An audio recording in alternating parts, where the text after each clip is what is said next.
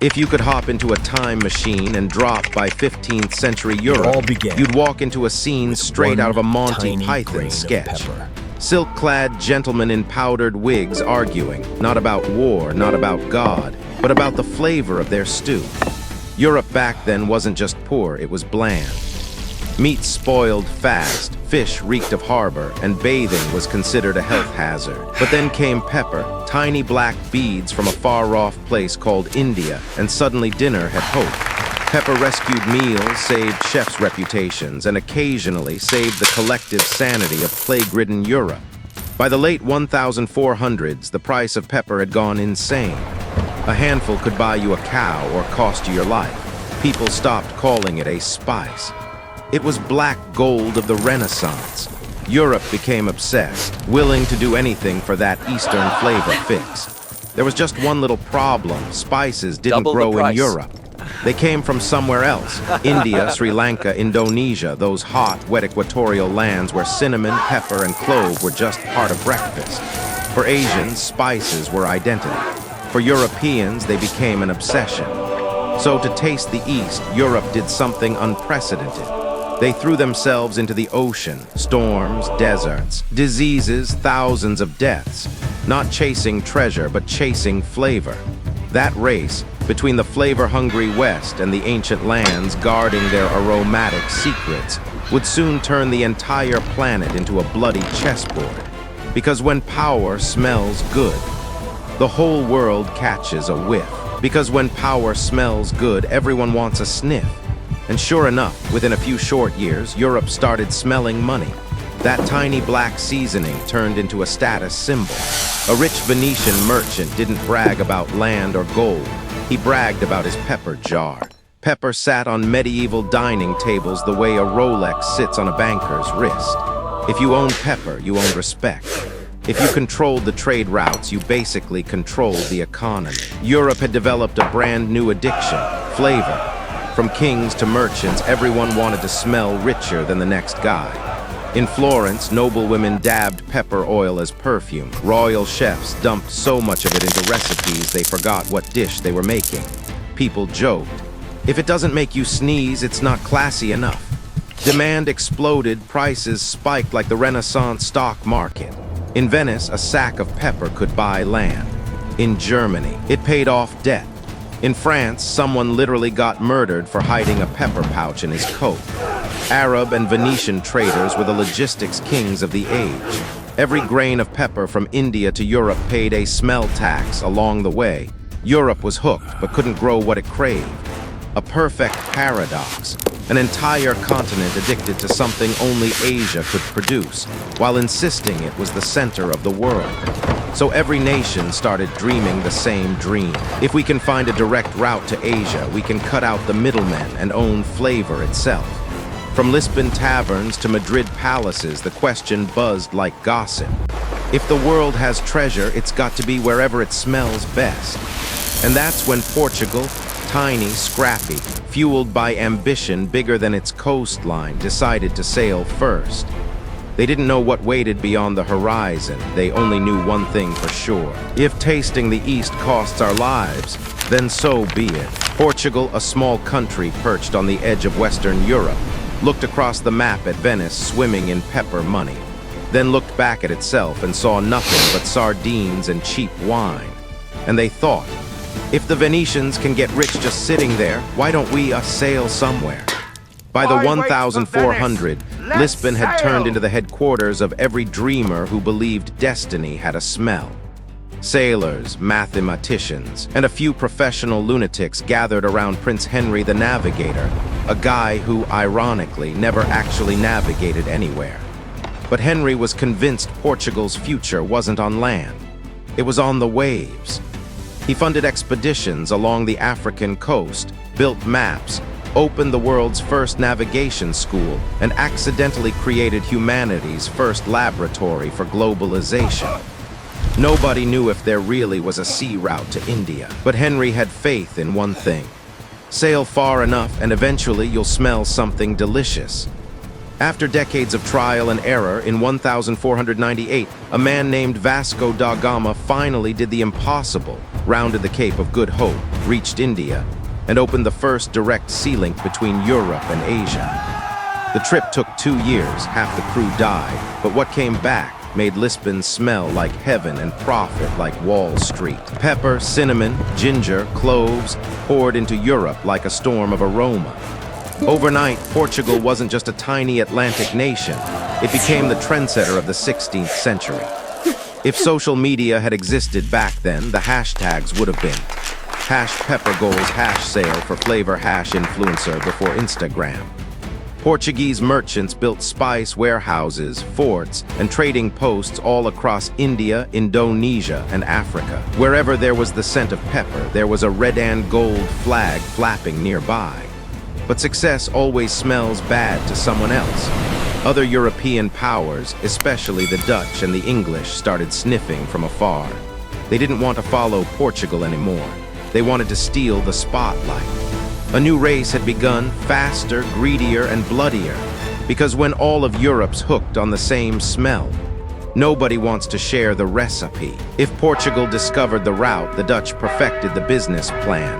They didn't just want spices, they wanted a monopoly on the taste of the world. In the early 1600s, while Lisbon was still counting pepper coins, the Dutch quietly pulled off something revolutionary. They founded the Dutch East India Company, or VOC, in 1602, the first joint stock company in human history. Within a few years, the VOC became the Amazon of the 17th century. Except instead of free shipping, they delivered cannon fire and colonialism. Investors could buy shares, earn dividends, and bonus. Accidentally fund state-sponsored piracy. Honestly, it wasn't investing. It was colonial crowdfunding. People joked. The smell of success in Amsterdam is pepper, cinnamon, and gunpowder. The VOC didn't just trade spices, it manufactured branded wars. They seized Malacca from the Portuguese, conquered the Banda Islands to monopolize nutmeg, and turned the Maluku archipelago into the world's official headquarters of aroma. But monopolies come at a price. In 1621, when the people of Banda refused to sell nutmeg exclusively to the VOC, the Dutch governor Jan Pieter Cohen unleashed a massacre. An island paradise turned into hellfire over seeds no bigger than a fingernail. The world was horrified. Amsterdam, meanwhile, got richer. The world's first stock exchange was born, and the hottest thing being traded wasn't tech, it was pepper.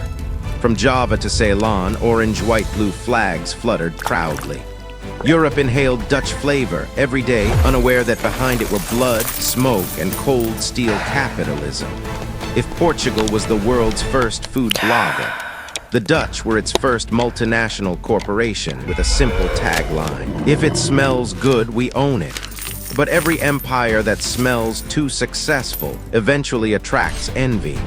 Across the English Channel, Britain caught the scent, the smell of opportunity and of an upcoming disaster. Because in the game of power, nobody just wants to season the meal, everyone wants to be the main course. If the Dutch ruled the world of aroma, the British were the ones determined to steal back the flavor. They just kept picking the wrong dish. By the 1600s, Amsterdam was swimming in nutmeg money while London was eating oatmeal. You can practically hear the jealousy. They are rich because of spice, and we're out here seasoning porridge. Not on their watch. So England created its own copycat brand, the East India Company, or I. On paper, it sounded impressive, for the glory of the crown and all that. In reality, it was a bunch of velvet-clad aristocrats arguing on ships, none of whom could find India on a map. Still, they believed one thing. If money has a smell, the British will find it, even if it means sailing the wrong way for 10,000 miles. At first, the EIC traded quietly around India and Java because the Dutch VOC basically owned the spice game. The two sides did business, fired cannons at each other, and swore to compete honorably. Of course, honorably back then just meant whoever had more cannons was right. Eventually, all that tension led to one of history's dumbest deals. In 1667, under the Treaty of Breda, England and the Netherlands split their loot. The Dutch kept the tiny island of Run in Indonesia, home to the world's best nutmeg. The British got Manhattan, then a swampy, mosquito-filled island with nothing but a few wooden huts. The Dutch celebrated. Perfect! They take the swamp, we keep paradise. The British shrugged. At least Manhattan is easier to pronounce than Run. And just like that, England made the worst trade in global economic history, giving up a tropical gold mine for what would later become the priciest real estate on Earth.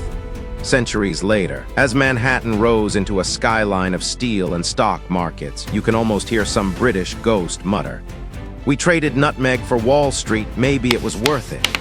It's one of the funniest trades in world history, proof that empires don't always collapse from war. Sometimes they just have terrible taste.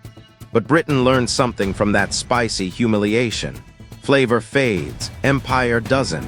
So they pivoted to tea, coffee, and opium, new flavors, stronger addictions, far darker consequences. Because when you lose the pepper war, you pour yourself a cup of tea and build an empire around it. If flavor was the symbol of wealth, then Banda was its beating heart. A tiny cluster of islands in Indonesia, carpeted with jungle and surrounded by sapphire water. Stand downwind and you could literally smell nutmeg drifting through the air. In the 1600s, nutmeg was worth more than gold. A handful could pay a sailor's wages for a year. Europeans believed it cured everything, colds, sadness, even death itself. Yeah, they really thought that. And when people believe something can beat death, you already know the next step. They start killing for it. At first, the Banda Islanders traded peacefully with anyone, Portuguese, English, Dutch. But the Dutch didn't do sharing, for the VOC competition meant. If you sell to someone else, you stop being someone at all. In 1621, Dutch Governor Jan Pieter Zoon Cohen landed on Banda with over 1,000 troops. They didn't just occupy villages, they erased them. Slaughtered, burned, enslaved. Nearly every native family, the same people who attended nutmeg trees for centuries, was killed or exiled. A fragrant paradise turned to ash in weeks. And with that, the Dutch got what they wanted, absolute monopoly. No free Banda, only VOC Banda. The spice empire hit its peak and began to rot from the very smell of its own success. Meanwhile, in Malacca, the gateway of Asia, Portuguese and Dutch traders kept blasting each other to control the narrow strait where every shipment of spice had to pass. Cannons thundered, blood mixed with seawater, and local people could only watch as pale-skinned strangers traded silver for cinnamon and souls for profit. That day, the Banda Sea turned red, not from sunset, but from blood. The VOC called it a great day for commerce. A real report quotes Cohen himself. "We have brought order to this place. Its flavor now belongs to the Dutch." Cold as steel, and arguably the first corporate mission statement in world capitalism. The story of Banda isn't just about the past. It's a reminder that in every race for power, the sweetest things always carry the smell of blood. From a few black specks of pepper on Europe's dinner tables, the entire world got flipped on its head. The map stopped being a bunch of isolated blobs and started to look like a web of trade routes woven together by scent. Europe had woken up from its flavor addiction and realized something big. If you want to keep power, you have to control routes, ports, and people. So the hunt for flavor quietly morphed into a hunt for domination. They brought Bibles and cannons, but let's be real, their mission statement could have read, "We're here to spread the faith and borrow your harbor." What textbooks call the age of exploration was really the age of expanding the dinner bill. Between pepper and power, there was only one breath of aroma. Those spice routes didn't just change diets, they built globalization itself. The Dutch VOC invented the stock market. The British EIC invented the corporate empire. And every ship hauling pepper was basically a 16th century money printer. If the 1500s had a Silicon Valley, it would have been somewhere between Java and Lisbon, where monopoly, trade, and logistics were first seasoned to perfection. Each peppercorn, each stick of cinnamon, Each bag of cloves was a brick in the foundation of the modern world. Together they created humanity's first shared language, the language of transaction. No more kings talking to kings. Now it was merchants talking to merchants, in dialects of aroma and silver. And of course, where money flows, power follows. Nations built navies, colonies, and maritime laws just to make sure dinner stayed flavorful. From then on, the world was never isolated again. The price for a pinch of spice. Blood, sweat, and the birth of a global system where everything had a price tag. So next time you twist that little pepper mill at dinner, remember, in that tiny click echoes cannon fire from Banda, sea winds from Malacca, and the waves of centuries of trade that never stopped. Because spice didn't just change what we ate, it changed who we are. After centuries of war, blood, and business, Europe finally had what it wanted, spice. And then they realized, if everyone has pepper, what's left to brag about? Cue the next competition, not for more spice, but for fancier taste. A literal food fight and not the fun cafeteria kind. In Paris, nobles showed off by eating food dusted with real gold. In London, a proper feast needed at least 12 spices, though nobody could tell one from another. In Rome, royal chefs got fired for forgetting to sprinkle pepper. Tell me what People didn't eat to be full, they ate to show rank. A French philosopher summed it up perfectly. Tell me what you eat, and I will tell you how rich you are. Spice had become the language of power. The hotter the dish, the higher the status. Europe, once obsessed with gold, was now obsessed with plates that tasted like the world. Behind every extravagant meal was an entire colonial supply chain. Pepper from India, sugar from the Caribbean, coffee from Yemen, cacao from Central America, all swirling together on the dinner plates of Europe's elite. I disagree entirely. As empires grew, the flavor of power spread worldwide. The British lost the Nutmeg War, but won with tea. The Dutch lost Banda, but left us the stock market. The French turned dinner into an art form. The Spanish, they just sprinkled New World gold on everything. Each empire picked its own dish to dominate. Soon, the whole planet looked like one giant banquet table. Everyone reaching for the spiciest, richest, loudest bite. A global food fight, not with forks and spoons, but with guns and gunboats. But the smell of victory doesn't last forever. By the 1700s, spice prices crashed. Peppercorns that once bought a life now sat quietly in glass jars on kitchen shelves. And humanity moved on to new addictions, bitter, dangerous, and far more expensive. Tea, sugar, coffee, opium. The feast of power wasn't over. It just changed courses, because history never stops eating. It just changes what it craves. Every feast ends eventually, and the empire of flavor was no exception. By the 1700s, the pepper that once drove Europe mad had finally lost its kick. Spices were now being grown all over the colonies, India, Ceylon, the Caribbean. What had once been black gold became just groceries. Those royal pepper jars, now sitting in every kitchen next to the salt shaker. Flavor had stopped being power. It had become habit. The empires that rose on perfume began collapsing under the stink of their own money. The Dutch VOC, the pride of Amsterdam, went bankrupt in 1799. Not because of rivals, but because of greed, corruption, and the hangover of endless profit. Meanwhile, Britain's EIC morphed from a spice company into a ruling machine, launching the colonial era in India. Commerce had completed its mission of bringing aroma to the world, and was now replaced by something with a much heavier smell, political power. Europe stopped chasing flavor. It started chasing land, oil, gold, tea, opium, and people. Spices lost their crown, but conquest never lost its appetite. The banquet of aroma ended with a steaming cup of tea. A gentler addiction, maybe, but one that brewed the largest empire in human history, the British Empire. The ships no longer carried pepper. They carried ideas, globalization, industry, and soft power. But the scent lingered not in spice jars, but in the DNA of the global economy. Because the spice wars taught humanity one burning truth. Once you've tasted power, you'll never eat bland again. Every war starts with noble intentions and ends with a receipt. The spice wars began because Europe's soup was bland and somehow ended up seasoning the entire planet. Those tiny peppercorns launched new sea routes, redrew maps, created banks, corporations, stock markets, even birthed the thing we now call globalization. Flavor, harmless as it seemed, became humanity's first collective addiction. Europe couldn't resist it. And in that obsession, they carried ambition, gunpowder, and a dangerous kind of innocence to every shore they found. Look closer, though. Spices didn't change people, they just exposed them. A handful of pepper never made anyone cruel. But greed, fear of scarcity, and the urge to have just a little more than everyone else. That's what changed the taste of the world. From pepper to oil, from gold to data. We're still chasing the same thing, the smell of power. And maybe that's the spiciest flavor of all.